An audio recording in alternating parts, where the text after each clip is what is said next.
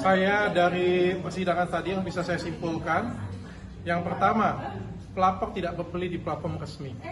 Yang kedua, tidak ada korban. Tadi kan semuanya yang bilang tidak ada korban satupun ya, tidak ada korban secara medis, tidak ada luka, tidak ada yang sakit ya, nggak ada masalah apapun ya.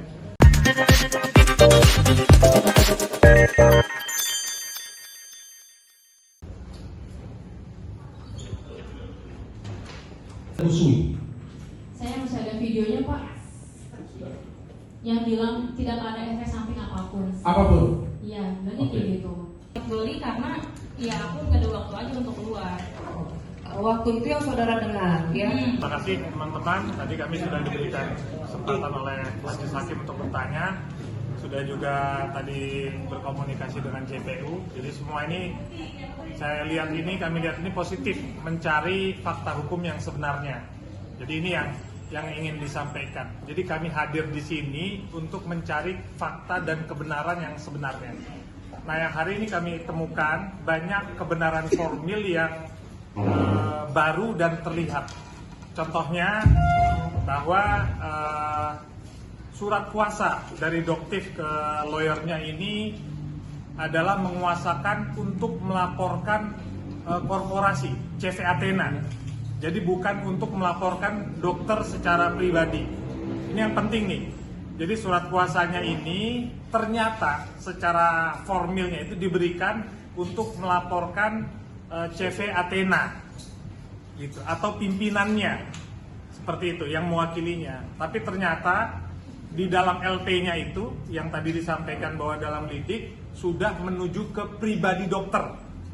Jadi ini hal yang berbeda, oleh karenanya surat kuasa itu batal demi hukum.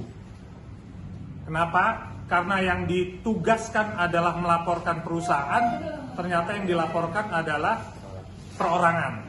Jadi ini hal-hal yang baru terungkap di dalam publik, di persidangan. Jadi fakta-fakta penting. Selanjutnya yang kami temui adalah perbedaan antara BAP dengan pernyataan. Tadi banyak yang melaporkan, jadi tadi advokat yang menjadi pelapor ketika hadir di sidang tidak tahu apa-apa, lupa, tidak tahu. Padahal atas laporan beliau, pelapor tersebut, akhirnya klien kami jadi terdakwa. Tapi tadi di sini tanya, ini bagaimana, belinya di mana? Tidak tahu. Kapan? Tidak tahu. Kapan unboxingnya? Tidak tahu. Ini lupa segala macam. Ini musibah yang luar biasa. Kalau sebagai advokat, maka dia harus siap menyampaikan hal yang sebenarnya. Jadi ini banyak sekali yang seperti tidak tahu apa-apa, tapi melaporkan sesuatu yang menyebabkan klien kami jadi terdakwa. Selanjutnya yang terakhir tadi ada saksi juga, keterangan yang berbeda. Apa yang disampaikan di videonya tidak luka dan segala, di sini disampaikan luka. Ini fakta persidangan, kami tidak buat-buat. Jadi inilah kejadian-kejadian tadi disampaikan tidak ada BPOM-nya, ternyata dia sendiri bilang BPOM. Ini kenyataan-kenyataan yang tadi sudah disaksikan bersama di persidangan secara terbuka. Mudah-mudahan hasil hari ini bisa membantu klien kami. Saya dari persidangan tadi yang bisa saya simpulkan, yang pertama, pelapor tidak berbeli di platform resmi. Yang kedua, tidak ada korban. Tadi kan semuanya yang bilang tidak ada korban satupun ya, tidak ada korban secara medis, tidak ada luka, tidak ada yang sakit ya, nggak ada masalah apapun ya. Yang ketiga, dilaporkan oleh sama-sama yang punya bisnis yang sama. Jadi ini menurut saya sangat terang sekali bahwa ini adalah persaingan bisnis. Semuanya pasti juga bisa lihat sih bahwa ini adalah persaingan bisnis. Terima kasih. Oke, sidangnya lumayan panjang ya, dan banyak pertanyaan. Tentunya pertanyaan ini pertanyaan-pertanyaan yang sangat wajar dan umum, baik bagi jaksa penuntut umum, penasihat hukum maupun majelis hakim dalam upaya untuk mencari dan mengungkap kebenaran. Ya, sangat wajar dan sepantasnya. Hal yang saya tidak ketahui tidak mungkin saya ada-adakan. Karena apa yang saya tidak ketahui dan kemudian saya ada-adakan itu tentunya menjadi suatu tindak pidana. Saya atasnya sebagai pelapor tentunya mewakili seseorang. Nah, saya sebagai saksi pelapor melaporkan dugaan tindak pidana kesehatan dan atau perlindungan konsumen dalam hal ini mewakili Doktif yang karena pada saat itu sedang berada di luar negeri. Dan sebelum saya menyampaikan laporan polisi tersebut, tentunya saya meminta klarifikasi terlebih awal kepada Doktif terkait apa yang menjadi dugaan-dugaan pelanggaran. Nah, berdasarkan itu Doktif tentu menyampaikan kepada saya dugaan pelanggarannya apa saja dan seperti apa, bukti-buktinya seperti apa. Tentunya itu tidak akan menjadi sempurna seketika itu juga,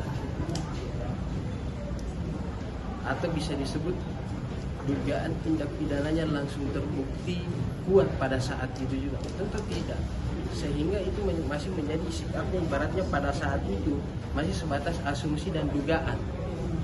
Tapi seseorang yang sudah menduga bahwa ada tindak pidana, apakah memiliki hak untuk menyampaikan laporan polisi? Tentu dong, tentu. Seseorang yang sudah memiliki dugaan bahwa sudah terjadi tindak pidana memiliki hak untuk menyampaikan laporan polisi. Atas dasar itulah kami menyampaikan laporan polisi kepada SPKT Polda Metro Jaya, dan itu pun tidak seketika dan langsung diterima oleh pihak kepolisian. Itu diuji lagi oleh pihak kepolisian. Dalam SPKT ada yang namanya bagian konseling. Bagian konseling ini terbagi-bagi lagi. Ada bagian di cyber, krimum, krimsus, sesuai dengan dugaan tindak pidananya. Nah, pada saat ini dugaan tindak pidana yang kami laporkan adalah tindak pidana khusus kalau di ranah kepolisian.